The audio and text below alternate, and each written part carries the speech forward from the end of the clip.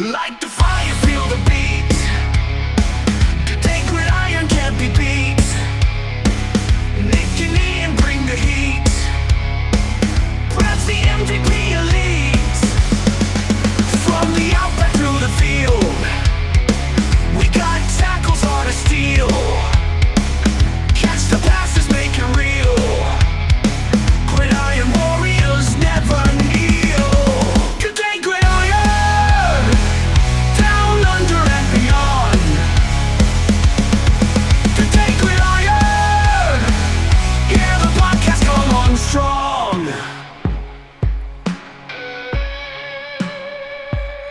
G'day Aussie Gridiron fans, and welcome to the G'day Gridiron podcast, brought to you by the Aussie Gridiron Network, Australia's home of NFL and Australian gridiron content. We're back for the Week 11 overreaction show. Isaac's got a bit of a week off after a couple of pretty successful weeks with me. They've been pretty good weeks. So I've arranged a pinch hitter. He's a GG OG. It's my old mate, Manjot Melly. How you going, mate? Oh, it's good. You know, the good old days where just me and Ian, just like 2022 sort of days. I really like this, honestly. I'm glad to be back. I'm hoping that this can continue from now on. Just be on the overreaction show a bit more. But yeah, you know, I'm just glad to be back on G'day Gridiron every time I'm here. Yeah, it's good to have you back too, mate. And it's not like you've been laying around either. You've been really, really busy in the background for the Aussie Gridiron Network. You've got, of course, we've got Pastry Press NFL. That's always there. Instagram-wise, Manjot is just still punching out stuff on Pastry Press all the time. But you can be found now on YouTube, which we've been promoting a fair bit. And you started a new show a few weeks ago called Aussie Gridiron Today. You and Maddie teaming up and doing a lot of interviews based around the local game, dude. Yeah, it's a lot. We've got a lot going on there. We've been mainly focusing so far on American Football ACT because, as some of you may know, me and Maddie actually commentate that league as well for Bar TV Sports every Saturday. It's awesome. Like, we've been commentating for about 3 years now, so about to get into our third Capital Bowl each, second one together, so it's going to be real good to be back in the booth for that one. Be good to get some interviews as well from across the country. We're expanding our show every single week. Last week we actually had the UNSW Raiders offensive coordinator Connor Brewster come on the show as well. He was awesome, gave us the entire team's stats for the week and for the season, just for his offense, but he was just absolutely cooking with that one. So if you guys love to grow the game in any way in Australia, this is a show you've got to check out because me and Maddie, we've been doing a lot with it, and I think you guys will really enjoy it.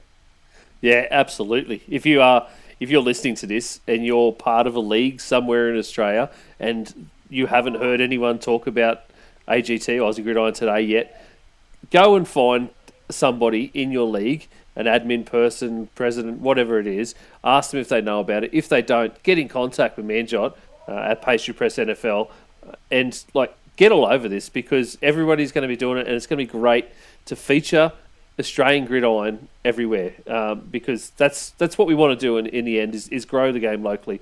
So this isn't just I love to talk about the NFL. It's easy for me.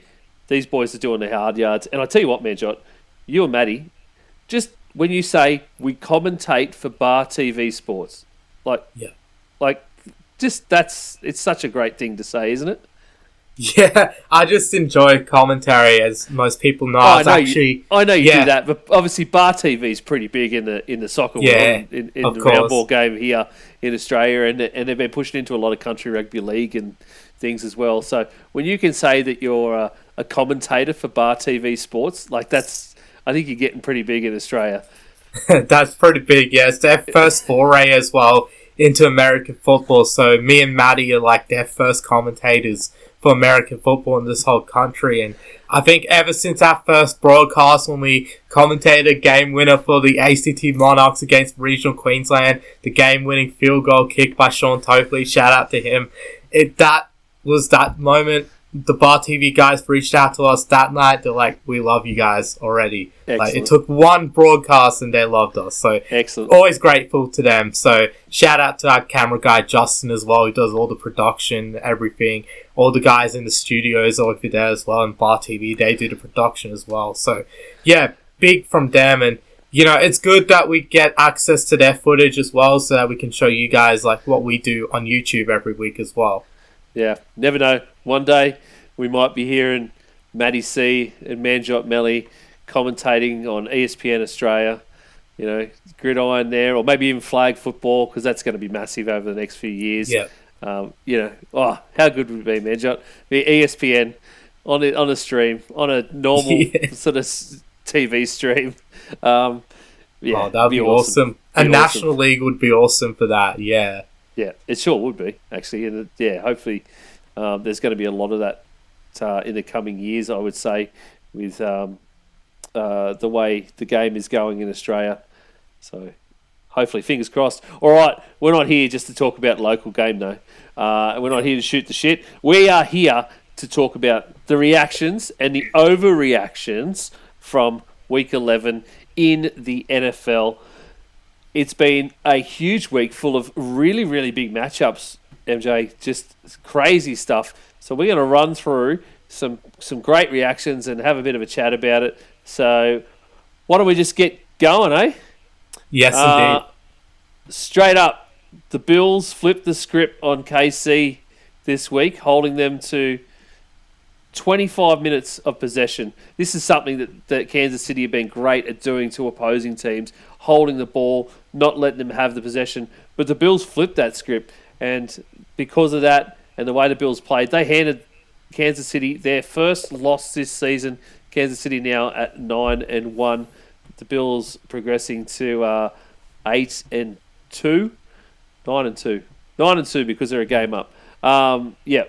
And this is the fourth year in a row in the regular season that the Buffalo Bills have beaten the Kansas City Chiefs. Wow, that was a good game as well. It really started off well for the Bills, intercepting Mahomes off the first drive, and that really set the tone for them, I would feel, this whole game. They really did a good job at stopping Mahomes in this offense, and eventually Josh Allen just broke through this defense. I saw a stat during the week as well. The Kansas City defense had held their opponents 28 points or under in 28 straight games. Well, that just got broken by Josh Allen's long touchdown run. I was really excited by that as well. Trying to record a recap for this game was just insane as well. I've been trying to just absolutely get everything right for Manjot Night Football, another series on my YouTube channel. If you guys want to check it out, I want to make sure I get this one right, because that was one of the games of the season so far. This wasn't just breaking a 9-game winning streak either. This was a 15-game winning streak dating for the Chiefs, dating all the way back into December last year. I think it was December 3rd. So it's just under 12 months that they were undefeated in the NFL. Of course, that includes the postseason, Super Bowl, everything. But yeah, 15 games in a row broken by the Buffalo Bills. I mean, you looked at their calendar in the postseason, the preseason, and you looked at it and you went, I would have circled that game, said that'll be the one. This will be the one. And sure enough, it was. So. Yes, indeed. I mean, you did a really good job, I would say, in preseason as well. You said the Chiefs would go undefeated when you did game-by-game predictions, and pretty close. Going through 9 weeks, gotta give credit. So, couple stats for you. Yes, that last loss the Chiefs had before this was on Christmas against the Raiders. Actually, that was a interesting one there. Antonio Pierce pretty much securing his job with that win for the Raiders. And the other stat I had as well, the last remaining undefeated team in the NFL has not won the Super Bowl since 2006 when the Colts won against the Bears. So there you go. Could that be a troubling sign for the Chiefs, or will they get the three-peat? Chiefs go into, just very quickly as we wind up on the Chiefs go into a really soft end of their schedule here now too. I think their next proper competition will probably be the Texans or the Steelers in week 16 or 17 as they head through the rest of the season. So, mate, they got pretty close to undefeated, and my prediction of undefeated. Yes, they did. They just needed to get this over the Bills, but I'm kind of glad they didn't. It's I'm kind of glad they didn't. The Chiefs fans' obnoxious attitude towards having an undefeated team would have been all time. Tell me about it. Yeah, but also just as well with seeding, now Buffalo's beaten KC. They have the tiebreaker over them. So if the Bills win out and KC loses another game, then the Bills will get the number 1 seed. So just something else to watch out there for Bills Mafia to get a little bit more happy about this win. It meant those 72 Dolphins could pop that champagne as well. Oh, yes. I love seeing Larry Sonka on the Twitter. He was popping it on the Dolphins Twitter this week. I love these old guys are just like, we still got this every year. It's so good. All right. How about Titans O-line screwed the offense? The Titans O-line committed several illegal formation penalties on 3 occasions when the team had made some very big plays, including the calling back of a 51-yard touchdown to really put some nails in the coffin against the Vikings this week.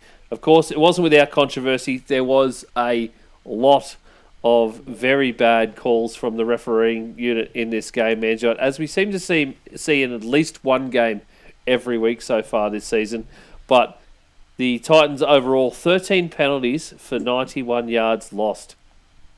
Yeah, it was a tough day for the Titans with the penalties and everything. Like you said, the controversial call for me was the one in the end zone where the safety just hit Addison across the chest, but they called that a head-high hit. That's one that really was a tough break because the Vikings scored later on that drive because of the personal foul, keeping it alive on 4th down. So I can totally understand where Titans fans are coming from.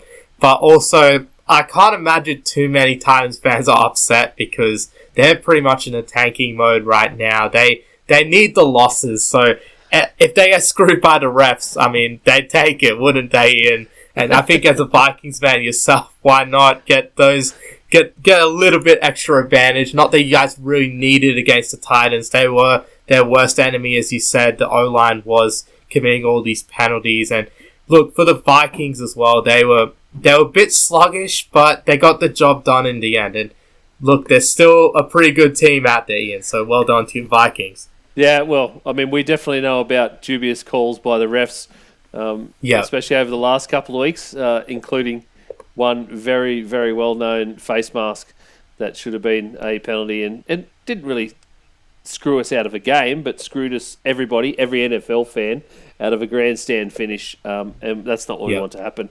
And I think that's even what Titans fans I've heard or I've read on Twitter at the moment have basically been saying as well. It's not that they were going to win the game, but it's that these things keep happening, and I guess the spectacle of football is ruined by people making a bad call, but there been no way to overturn those calls, because there's still so many penalties in the NFL that are just like, too bad. That's what we called. That's what it is. So that's a problem. Right, moving on. Brock Bowers is the best tight end in football. Overreaction, Manjot? Overreaction. Overreacting. There we go.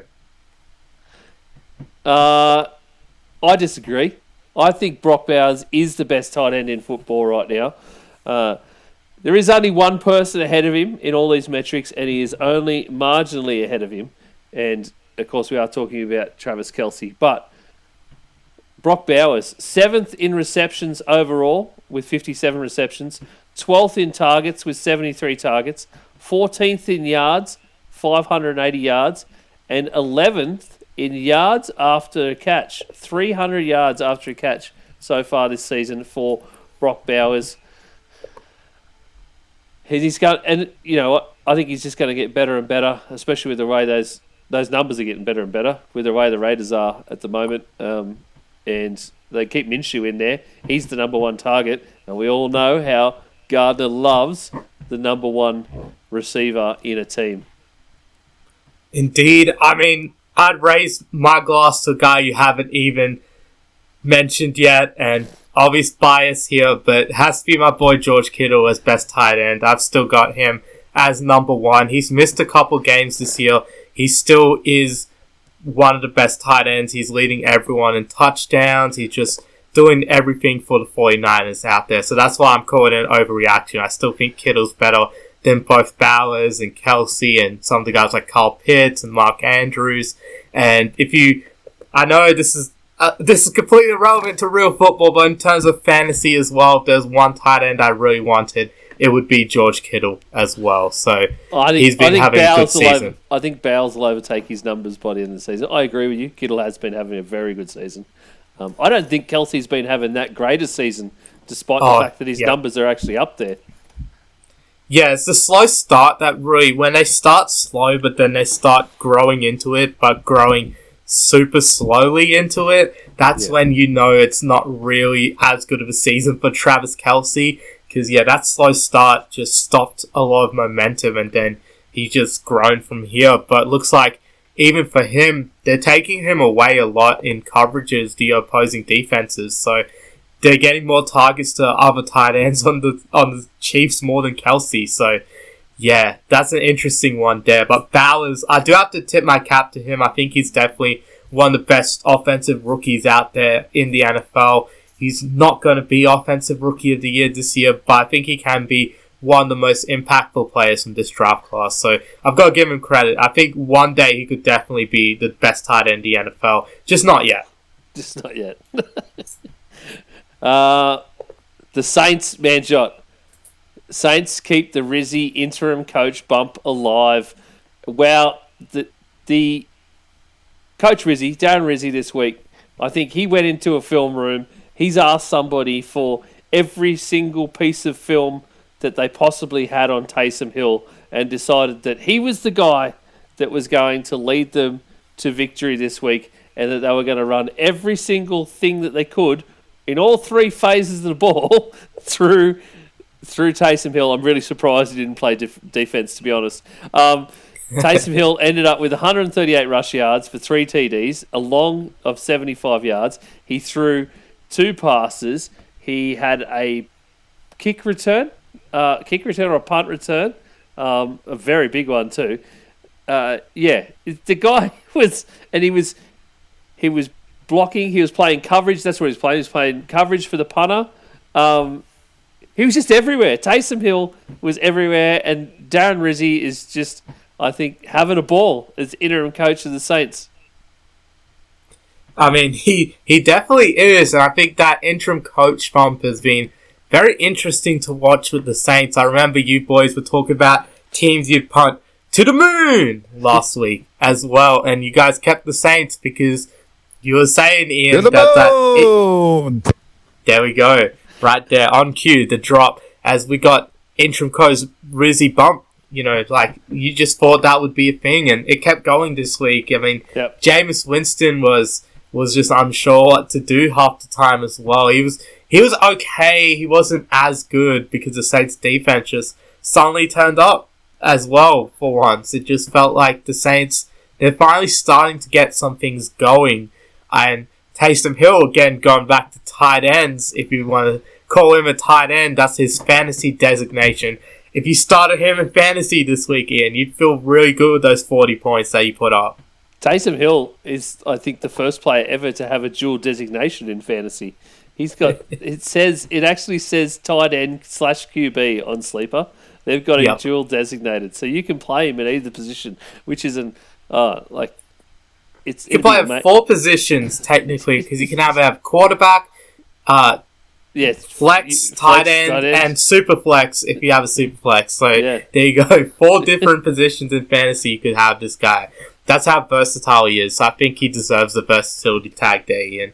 Hey, while we're talking about Jameis, the Browns might have lost, but Jameis is going to just throw it all over the yard no matter what. The Browns receivers were having an absolute field day. Jerry Jeudy, our old mate Jerry Jeudy, led them 6 catches, 142 yards, and a TD. Njoku got 81 yards. Elijah Moore was 66. Cedric Tillman with 47. Jameis is just having a ball. He will just, no matter what, Jameis is throwing a ball. Yeah, I do want to take back what I said about him having an okay-ish game with that stat line. He was pretty good, nearly throwing for 400 yards. He was trying his absolute hardest, but yeah, they just couldn't get it done anywhere in the red zone. They just had to have those couple of big plays and get them in the end zone. But apart from that, yeah, the Browns, it's been a real struggle for them this year. I think most Browns fans would be pretty happy that they got rid of Deshaun in some sort of way, shape or form, and got to see what Jameis could provide. I think what Jameis has in store, he's still warming into it. I think he'll have a big game sooner or later. I know he had that big one against the Ravens, but look, I think there's one more in him for sure. Might be. And I tell you what, as a final word on Jameis, Manjot, turn up those headphones because we've got a little bit of Jameis pre-game. The beautiful thing about today is it doesn't matter what happened in the past, and no one really cares about the future. Reality are we are where we are, but where are we trying to go? What are we willing to do to be the best that we can be today? I'm with you. I got your back. So be thinking. Actually, don't think. Be the best that you can be today together. All right, man? Let's go. Manjot, I'm buying in to the Jameis Winston mega church. Yeah. I'm there. Oh man, he could definitely make so much money as a pastor when he retires. Like he will. He'd be a guy. It's not Ken. It's a when he does it. I'm damn sure of that, Manjot. Definitely would. I think he's a guy, motivational speaker as well. You could put him into that category. He's amazing. And any he's chance, just incredible. Any chance I can get to put a Jameis Winston audio drop into this podcast with Jameis with a bit of uplifting stuff, he just makes you want to go. And it's funny as hell, but you get such a lift from him. I don't know what it is, but any chance I'm going to do it. Rodgers and the Jets look dazed and confused. Only 184 passing yards total. Bad plays, poor O-line, allowing the QB to be sacked 3 times. And at 3-8, surely, Manjot, it's time to end the misery for frustrated Jets fans. Yeah, it's definitely not going well, especially for our guy Brad. I know in the last episode you boys were giving him absolute shit for saying they'd run the table and only lose one more game, or they've lost 2 games ever since he said that. So, sorry Brad, but that prediction's not gone through, and I think he was pretty wise not to take a water bet on that because, yeah, the Jets have been woeful. They need to put their fans out of their misery, as he said. It's been a rough season for Jets fans. It's been a rough decade for them as well. Ever since that Fitzmagic season in 2015, it's just gone downhill from there. They haven't looked like making the playoffs since. It's just yeah. The Jets have got nothing going for them as a franchise. I feel like they need to make some whole-scale changes this offseason and really hire a coach that can just make sure he can right the ship, because they still have talent on defense. Just the defense was very poor in tackling this week. I saw a clip where Sauce Gardner said, "Does tackling, we don't need to work on this shit." He was saying that. And then he misses a tackle himself against A.D. Mitchell, and A.D. Mitchell runs in for a touchdown in the red zone. That's very disappointing, I would say, for Jets defense. You expect a lot better from Ian. So, there you go. Like, the Jets on both sides of the ball just not doing enough to really help their team. Yeah. Jeff Ulbrich basically gave them a tackling class.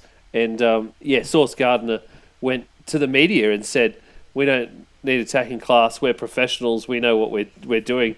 Well, mate, Jeff Ulbrich was a linebacker in the league for 12 years. I'm pretty sure he knows a fair bit more about the NFL than you do at this point, Sauce.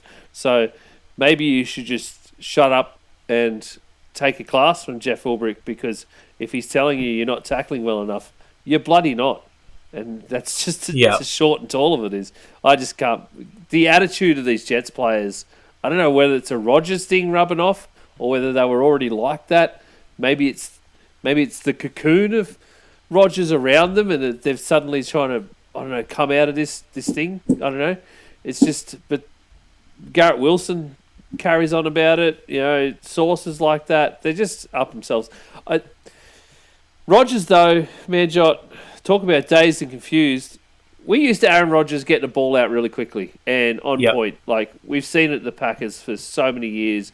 He's so good at it. We've also seen that he can hold. He's a master at holding onto the ball, letting a play develop, and then pinpointing it to a receiver or putting it downfield exactly where it needs to be. In this game, all I saw was Rodgers getting the ball out far too quickly. It was like snap out, and it didn't matter that it was going to ground, that receivers were missing it, where it was going. It seems like the old man just doesn't want to get hit. He's not moving as quick as he can anymore. He knows the season's over, so he's not even letting those players develop anymore. He's just killing it.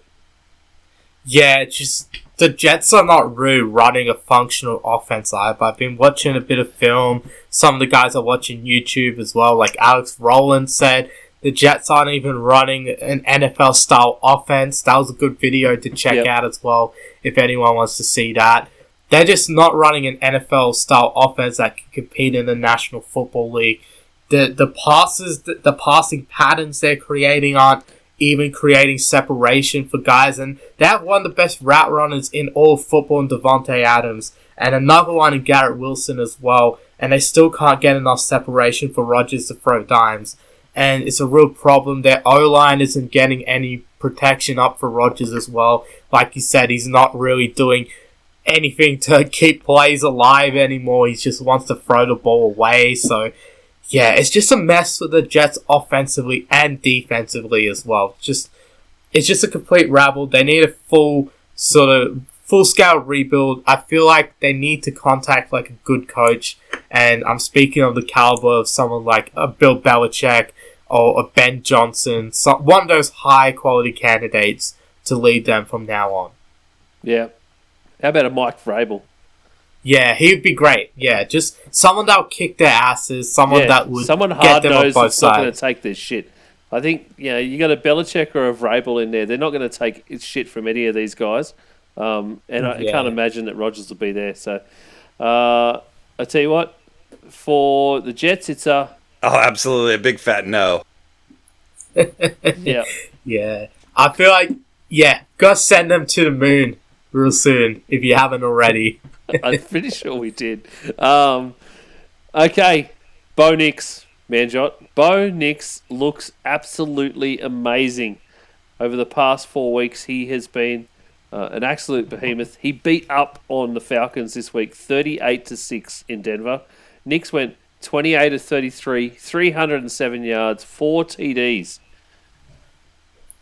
I just can't believe it, to be honest, because the Bo Nix we looked at in the first couple of weeks of the season just looked like a guy who couldn't even throw a football at all. He looked horrendous against Seattle in week 1, and even in the first sort of month of the season going on, he just looked like he wasn't able to play, and he looks like maybe this was not going to turn around. But the last 2 months of this season, Bo Nix has actually looked like a really good player.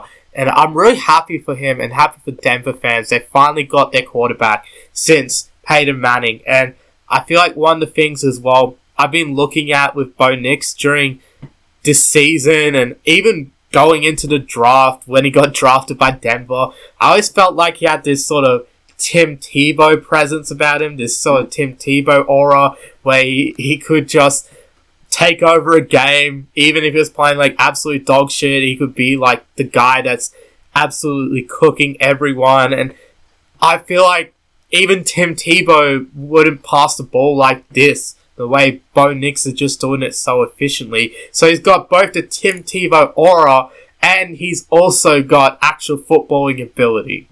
Yep. Surely, Manjot, Bo Nix, Offensive Rookie of the Year. I'd take it. Yes, right now I would take him as offensive. The last 4 weeks, Bo Nix he's thrown for 11 TDs and had an average of 257 yards per game. In comparison, Caleb Williams hasn't had the greatest last 4 weeks. Yeah. 0 TDs, 175 passing yards. But Jaden Daniel, who is leading the Offensive Rookie of the Year betting stakes with minus 600 at the moment in American standards, his last 4 games, 4 TDs, an average of 232 passing yards. So it's looking pretty good for Bo Nix. He's actually sitting second in the Offensive Rookie of the Year standings at plus 400. What a bet. Third place, though, just blows out to Brock Bowers at plus 2,500. Yeah, there you go. 2-horse race between Nix and Daniels. It's an interesting one because I'd take Bo Nix here. I think Daniels has definitely been found out a little bit, especially if you saw his game on Thursday night against the Eagles. Just felt like the offense has been figured out a little bit. They haven't really changed it from the college-style offense Daniels has been running, but he looked real good at the start of the season, Daniels, and he did have that moment against the Bears as well, the Hail Mary, that is really the defining moment, I would say, of any rookie this season has been that Hail Mary pass. So Bo Nix, though, he did have that great catch yesterday as well. That was an awesome catch. So he's got a lot of highlights as well on the tape. So I think Bo Nix, for me, would take it, especially with those 11 touchdowns in 4 weeks. I just wish as well, on the side last week, Will Lutz would have got the job done against KC, because that would have been a real statement win for Bo Nix if he could be the first one to knock off the Chiefs. I feel like he was really unlucky. He played the game so well there, so he probably deserved that one. Yeah, absolutely, mate. Okay, I'm not just doing this because you're here, Manjot. I had this written out before you came in as our pinch hitter today. 49ers look like missing the playoffs. The 49ers fall to 5-5, 1-3 in the division, where only one team is projected to get out. Couldn't contain a Seahawks offense where JSN went for 110 yards on 10 receptions, and Geno Smith quietly sneaks to 4th on the offensive leaders ladder behind Burrow, Jackson, and Cousins.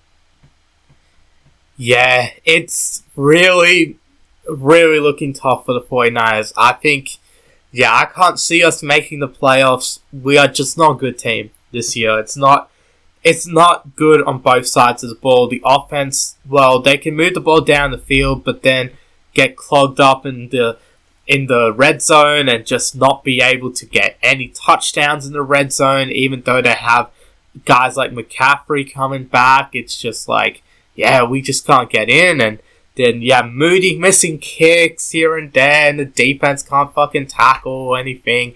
It's just an absolute a bunch of assholes there. I had to release a whole rant on Pastry Press this week, just in case one of the 49ers players was reading my page or something, one of them found Pastry Press somehow, just to see, how much it, hurts us fans, because really, this is just disappointing. All 3 of those losses in the division, those are games the Niners should have won easily. I reckon, we blew all of those games really badly, but we should have won them all.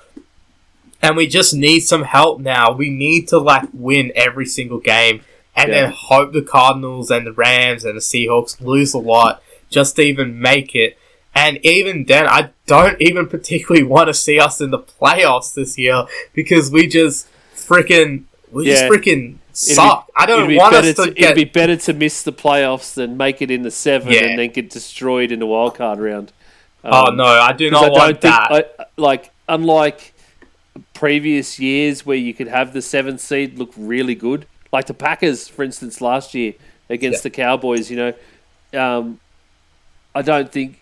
You just don't want to, I think, look that bad when you're a team with this much promise.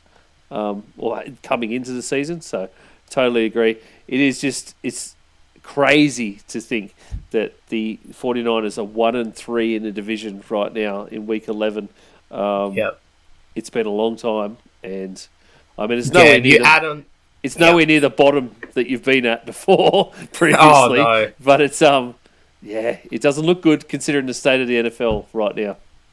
Yeah, look, with the Niners as well, a couple injuries came out of the game too. Bosa injured his other hip that from the one he was carrying in, and Brock Purdy's injured his right throwing shoulder as well. And it's just like, oh man, come on. I feel like I'm just like, it's over. And I remember at the start of the season, a lot of us Niners fans had bad feelings coming into the year.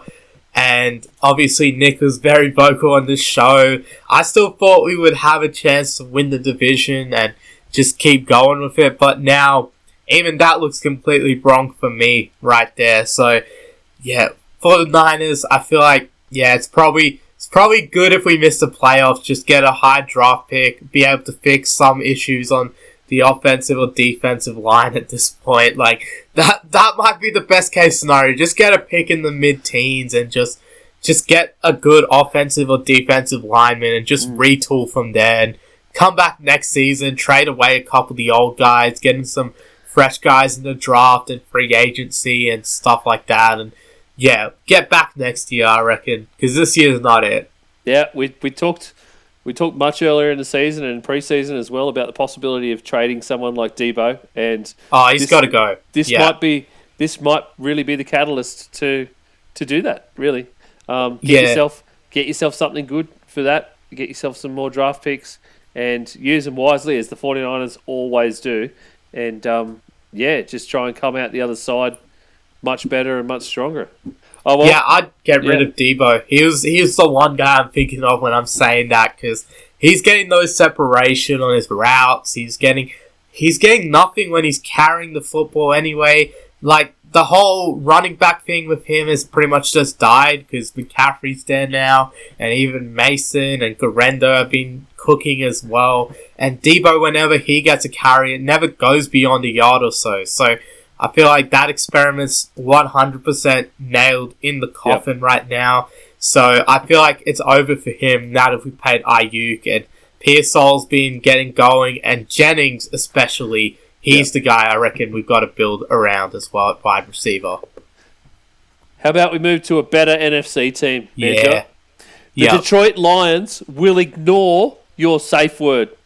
Dan Campbell's team doesn't know when to stop beating a dead animal and puts 52 on a Jags team that was screaming for mercy.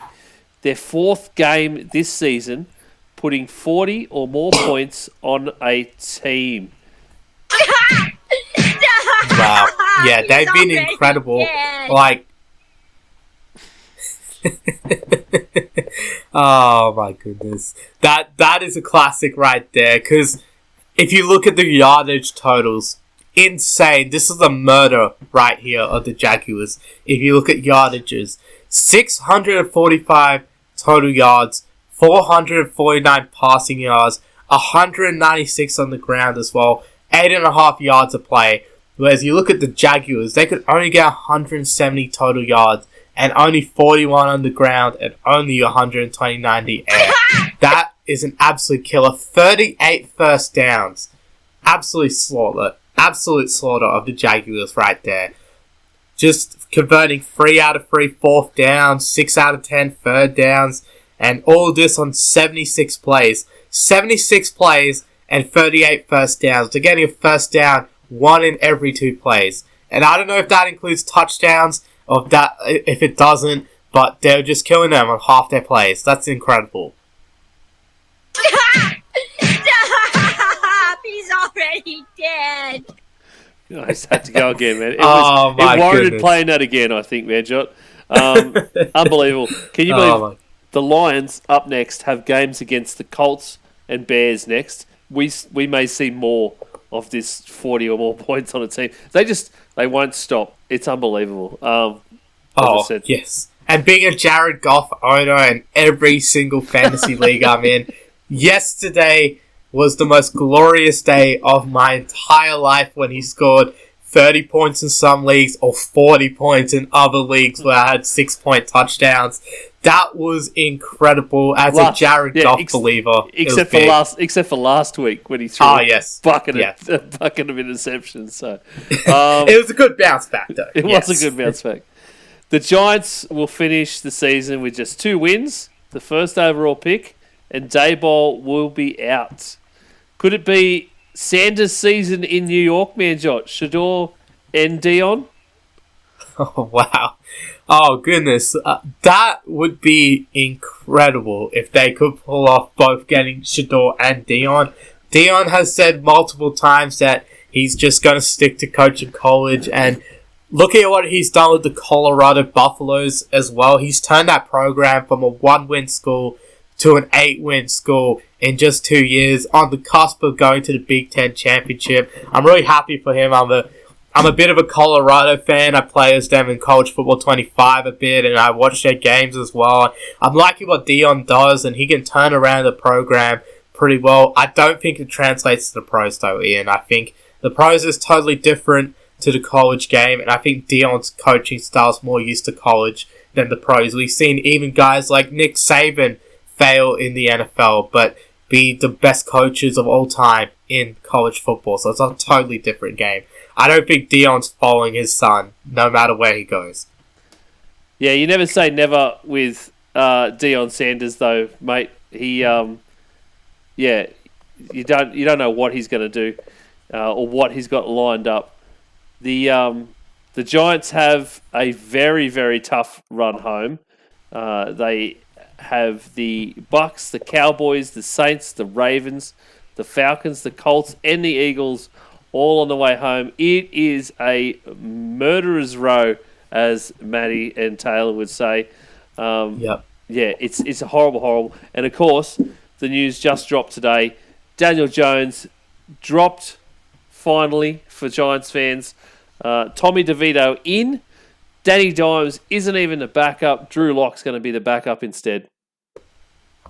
Incredible. Like, Daniel Jones, that contract, I remember when I was on this show a couple years ago when that contract was signed, I was immediately just going into the Giants. I just knew from the day it was signed, it was just not going to work out for them. They paid him based off one good season. It's just a real warning sign for NFL franchises as well, not to pay your guys after one good season. They lost Saquon to a division rival. Can it get any worse for Giants fans? I feel like Daboll's a good coach. He's just saddled with a bad quarterback in Daniel Jones, and the O-line needs to be fixed as well. I feel like they need to go out and draft Cam Ward instead of Shador Sanders in the draft this year. I think Cam Ward would be a lot better at quarterback for them, less drama a bit, and also he's a good baller as well, one of the Heisman candidates this year. I do agree with you though, Ian. I don't see them winning another game this season. They might squeak out one upset win because this is the NFL and upsets happen, so they might get one or two more wins and fuck up the tank like DeVito did last year against the Packers where he messed up their whole tank situation where they missed out on the top 3 QBs this year, and boy, they could have had any of Caleb or Jaden Daniels or Drake May. I just feel bad for Giants fans here in this situation. They don't deserve this. They deserve a lot better than the poor quarterback play they've been getting for 6 seasons, and I think enough's enough. They got to get rid of Daniel Jones sooner rather than later and just cut their losses and get back and rebuild the franchise. Right now, I think they'd be sitting about the second overall pick. Yeah. And the Raiders are right behind them. We've seen a lot of the memes going around X with Shador Sanders saying, thank God, every time the Raiders lose a game. Everyone expecting that Shador's probably going to go to the Raiders. We could see some Sanders drama in the NFL draft with the Giants once again in a QB drama fest for picking and stuff. Shout out Eli. So it could be interesting. It could be funny. It could be something to actually talk about. All right, moving on. Manjot, couple of mailbag overreactions from around the interwebs for us to finish off with. And of course, if you would like to get your overreactions or your reactions onto the show, you can do that via our social media, which you will find all the links to at our AGN mothership. That is linktree/Aussie Gridiron Network. You'll find all of the social links to our show, Aussie NFL Fantasy, Manjot's Pastry Press, Aussie Gridiron Today, and everything else Manjot's doing as well. And you will also find merch links there to our merch store, whole lot of stuff. So if you would like to get your reactions onto the show and you aren't on our socials yet and you haven't liked and followed, please get on there and do that, and send us through some stuff each week. We've got 3 to finish off the show with for today. Manjot? At Dirty Down South says, the Texans will win the AFC South with a losing record. Texans are at 6-4 right now, Manjot. 3-0 in the division. They've basically already clinched the division, wouldn't you say? I would definitely say so. I mean, you got the Jags and the Titans. They're fighting each other for the first overall pick as well. You could say also 7-4 as well. They did beat the Cowboys earlier and this week as well. So that's not included in there actually. That's 7-4 today. They are right now. So beating the Cowboys, they're moving quite fast and their schedule's pretty soft, I would say. I don't think they'll get a losing record, because a losing record is 8-9 or below. They've got the Titans twice and the Jags.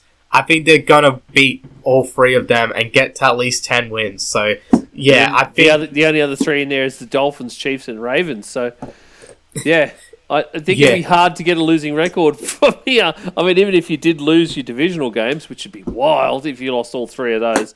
Or even if you lost to Dolphins, Chiefs, and Ravens, that's going to put you at 7-7. You only really got to win 1 or 2 more to get there. So not sure about losing record, but they have definitely clinched the AFC South at this point. Yeah, they've looked a bit shaky. I will agree with what our listener had to say there. They do look a little shaky, but I don't think they look that bad that they'll get a losing record. They're much better than anyone else in that division right now. They sure are. At Mrs. Allen, Josh Allen should be the $1.01, so the 101 to win the MVP. Current odds, Manjot. Josh Allen is plus 150 in US terms. Lamar Jackson plus 200. Jared Goff in third at plus 600. He definitely should be the absolute favourite, shouldn't he? Yes, I do agree. I love all 3 of those guys at the top 2. I'm a big fan of all 3 of them. I've talked them up at various points and defended them as well at various points in my time as an analyst here on the Aussie Gridiron Network. And honestly, Josh Allen, I would have to say, has had the best season of all 3. He was the first guy to knock off the Chiefs. 9-2 now, the Bills are. He's just an incredible player. He's putting the team on his back. There's no recognized receivers as well for the Bills, and he's still putting up good stats. They're getting Amari Cooper really warmed in, as well as their mid-season acquisition. But apart from that, like Keon Coleman's probably their best receiver, and he's a rookie, and he's missed a couple of games. So I think the job that Josh Allen has done has been really understated, I think, by NFL media. I don't think I've seen enough praise of Josh Allen this year. I think that one bad game he had against the Ravens kind of made people question him a bit, but I think ever since he just really turned it on, and he deserves all the credit in the world. What a season. He's in the Australian world. Sportsbet have Josh Allen at $2.25, Lamar Jackson at $3, $2.25, and I think that's what Mrs. Allen is saying here. $2.25 still seems very long for someone that should be definitely a dollar favourite. At the, I need to say this correctly, at the brand new Saints, the Falcons are flaccid and will lose their stranglehold on NFC South. Falcons are currently 6-4 and 4-1 in the division. I don't know if you can really lose a stranglehold on NFC South from that point. I wonder if the brand new Saints are talking about the future. Yeah, that's really interesting. there because, yeah, yesterday was ugly against the Broncos, losing 38-6. That's a real ugly one. I thought they'd be a lot more competitive against Denver, but just looked like they had nothing going on offense, and that's just really weird. I saw a fascinating tweet as well, just as an aside, from a Falcons fan saying whenever they hire a defensive-minded head coach, the defense apparently turns to shit, and whenever the offensive-minded head coaches come in, the offense turns to shit, and it's just like, yep, that's the Falcons cycle. But looking at their run home, they do have some easy games coming up. The Chargers is going to be a tough test. The Vikings is going to be a tough test. The Raiders, I think they can win that. And I think they can beat the Giants and the Panthers. So they can definitely go at least 3-3. They do have another game against Commanders as well in there that I didn't mention. So they can go 3-3, maybe 4-2, and get there in the end and win the division, I reckon. Well, I mean, they're already, like I said, they're already at 4-1 in the division. Yep. They've already won out against the Bucks. They've drawn with the Saints, thanks to that Saints win a couple of weeks ago. Falcons only need to beat the moribund Panthers to secure the title, basically. One more game in the division and they've got that title. The Panthers, yeah. Yeah, the Panthers, it's an easy game there. And, yeah, as I said, couple ones against the Giants, they should win. And, yeah, as I said, they should beat the Giants and those sort of teams and get that division title. I think by the time they play the Panthers 2 next, I'm pretty sure that's late, isn't it? Last week, last so week of the season. Panthers aren't going to want to win shit by that point. They're going to want to get as high a pick in the draft as they can, so that's a foregone conclusion, pretty much. Yeah, that was an interesting one as well in preseason when I was doing the ranking show with you guys. I was really tossing up between the Falcons making it and the Cowboys making it, and I just didn't want... I remember at that time, I'm like, oh, it's such a toss-up. I'm going to go with the Cowboys.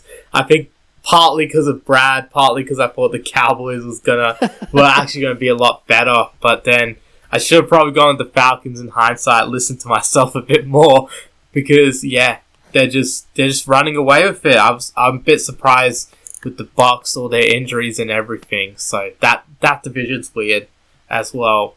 It is very weird. Very, very weird. All right. No Gday AI again this week. The machine seems to be broken. We may have overcooked it trying to process so much in the NFL world, all the stats that it gave us. And, of course, it did try and predict the 49ers Seahawks game, as you would have heard on our last show, and those predictions went woefully. So I'm sure Nick's going to have a lot to say about that on Saturday's show, for sure. I know he is because he's already had a shot at me and AI. So none of that. So that's basically it for our show today. Big thanks to Manjot here for coming on last minute, pretty much. It was great to see you, mate. Great to hear you.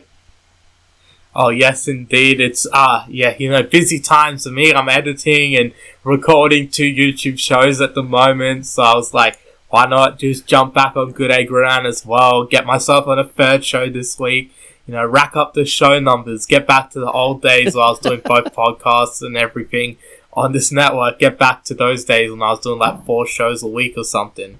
Oh, man, that was pretty intense that year that you did a ton of shows with 4 shows a week. That was I did 120 shows a year, I think, for 2 years on AGN, just both fantasy and Gday Gridiron. That was crazy. So, now that I'm editing my own shows and stuff as well, it's even crazier, I think, whatever I'm getting myself into. Absolutely, a big fat no. No, too much, Manjot. That's too much. That's it. It's been great having you on, mate. I joke. It definitely has. And we're without Isaac next week, but I'm pretty sure I have another guest sitting in the chair for the reaction show. Of course, you can catch myself, Brad, and Nick for the Week 12 preview show. We've tried to pick out some games that are a little bit interesting. If you've seen the Week 12 slate already of slate of games in the NFL, they're not great, but we'll get there and we'll try and make the previews as interesting as we can. Probably going to try and look at something else to have a bit of a chat about just to fill some time too. Something fun like we had last week. Also working on another show down the track where we can do some grading on some rookies, looking for someone to bring in someone pretty special for that I've been talking to. So that's happening as well.